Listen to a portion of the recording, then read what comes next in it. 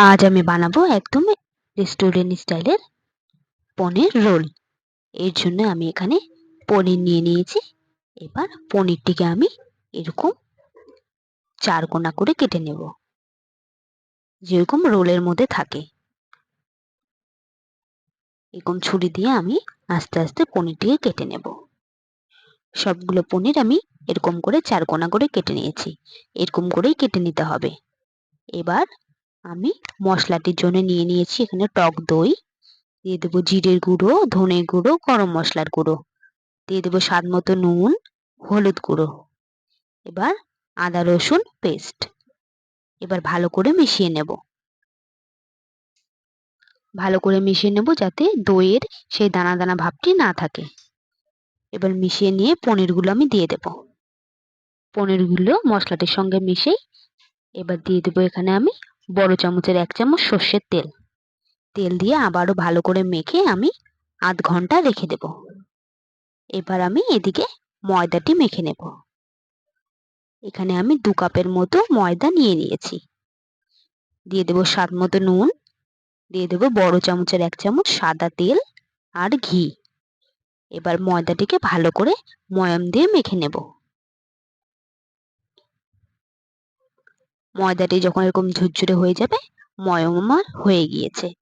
এবার অল্প অল্প জল দিয়ে ময়দাটিকে একটু নরম করে মেখে নেব। বেশি শক্ত আমি করব না। এদিকে আমার ময়দাটি মাখা হয়ে গিয়েছে। ময়দাটিকেও ঢাকা দিয়ে আমি আধ ঘন্টা রেখে দেব। এবার যে পনিরটিকে আমি ম্যারিনেশন করে রেখে দিয়েছি ওটা এবার বানিয়ে নেব। এর জন্য আমি দিয়ে দেবো এখানে সাদা তেল।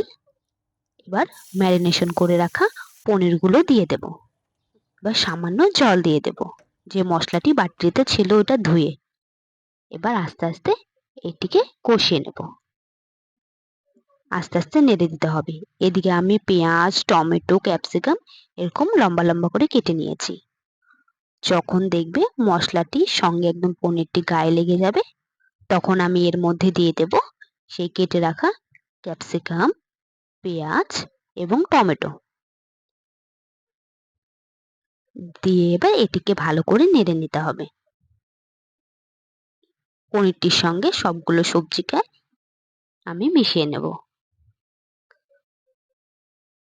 এবার আমি এতে দিয়ে দেব স্বাদ মতো নুন।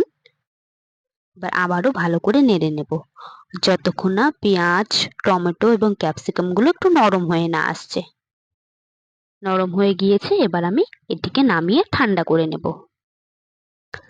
এবার যে ময়দাটি আমি মেখে রেখেছি, এবার এর থেকে আমি ছোট ছোট করে লিচি কেটে নেব। বেশি বড় বড় লিচি আমি করব না। সবগুলো লিচি আমার কাটা হয়ে গিয়েছে।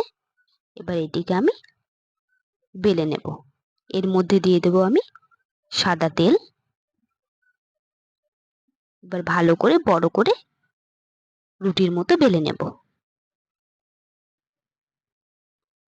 এদিকে বড় করে আমি বেলে নিয়েছি। এর মধ্যে দিয়ে দেবো সাদা তেল দিয়ে মেখে নেব। এবার এর মধ্যে দিয়ে দেবো সামান্য ময়দা। আবারও ভালো করে মেখে নেব। এবার ছুরির সাহায্যে এরকম লম্বা লম্বা করে আমি কেটে নেব।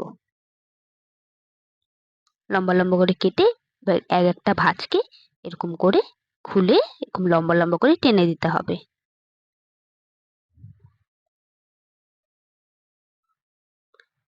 টেনে দিলে এরকম লাচ্ছা পরোটাটি খেতে দারুণ হয়। টেনে এবার আমি এটিকে ভালো করে মুড়িয়ে দেব। মুড়িয়ে এবার এর মধ্যে আবারও আমি দিয়ে দেব সাদা তেল। তেল দিয়ে আবারও বেলে নেব। আমি একটু বড় সাইজেরই বেলবো, যেরকম দোকানের মতো হয় খেতে। এদিকে আমার পরোটাটি বেলা হয়ে গিয়েছে। এবার এটিকে সেঁকে নেব। পরোটাটি আমার এক পাশে হয়ে গিয়েছে, আর এক পাশে উল্টে দেব। এরকম খানিকটা লাল লাল হয়ে গেলে এর মধ্যে দিয়ে দেবো সাদা তেল। তেল দিয়ে আমি পুরোপুরি ভালো করে সেঁকে নেব, যাতে পরোটাটি ভালো করে সেঁকা হয়ে যায়। পরোটাটি এদিকে আমার সেঁকা হয়ে গিয়েছে। এবার নামিয়ে নেব। এরকম করে সবগুলো পরোটা আমি বানিয়ে নিয়েছি। এবার পরোটাটির মধ্যে এবার পনির স্টাফিংটি দিয়ে দেব। পনিরগুলো দিয়ে এবার ছুরির সাহায্যে পনিরটিকে আমি 2 টুকরো করে কেটে দেব। এরকম করে কেটে দিলে খেতে আরো দারুণ লাগে। এবার আমি পরোটাটি সরিয়ে নিচে আমি দিয়ে দেব পেপার। এবার আমি এর মধ্যে দিয়ে দেব পেঁয়াজ কুচি, দিয়ে দেব শসা কুচি, এবার দিয়ে দেব কিছুটা লেবুর রস, দিয়ে দেব গ্রিন চিলি সস, আর দিয়ে দেব আমি টমেটো সস। এবার রোলটিকে আমি ভালো করে মুড়িয়ে নেব পেপারটি দিয়ে। ভালো করে মুড়িয়ে দিতে হবে যাতে নিচে বেরিয়ে না যায়, যেরকম দোকানে খেতে হয়। ভালো করে মুড়িয়ে নিয়েছি। এরকম ভাবেই আমি সবগুলো রোল বানিয়ে নিয়েছি। এবার এরকম করে খেয়ে দেখুন, একদম রেস্টুরেন্টের মতো হয়। আমার তো দারুণ লেগেছে।